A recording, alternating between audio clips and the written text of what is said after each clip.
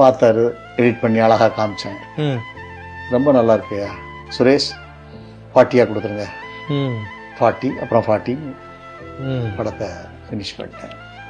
Finish பண்ணி தேவி ஸ்ரீதேவின்னு ஒரு theatre இருக்குது, அந்த தேட்டரில் படம் காமிச்சேன். இளையராஜா மியூசிக், சாங்ஸ் எல்லாம் ஃபுல் படம் நல்லா வந்துச்சு. படம் பார்த்தாரு, பார்த்துட்டு பாரதி படம் நல்லா இருக்கு, இது சூப்பர் குட் பேனரில் வந்தால் தப்பு இல்லைன்னு நினைக்கிறேன், மாற்றிக்கலாமா சார்? உங்கள் படம் சார், நீங்கள் பார்த்து போட்ட பிக்சர் சார், என்ன வேணாலும் பண்ணலாம் சார்.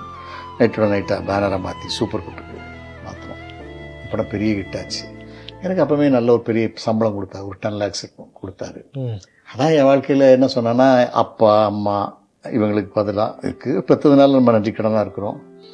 ஒரு தெய்வத்துக்கு இணையாக அந்த நேரத்தில் நம்ம ஜீரோவாக இருந்த நேரத்தில் 1 கோடி ரூபா ஒரு ஆள் கொடுத்து நம்மளை நம்பி படம் எடுக்க சொல்லணும்னா பெரிய விஷயம். அது இன்னைக்கு கூட நடக்குமான்னு எனக்கு தெரியல. அது 90 காலகட்டங்களில் 35 வருஷத்துக்கு முன்னால்.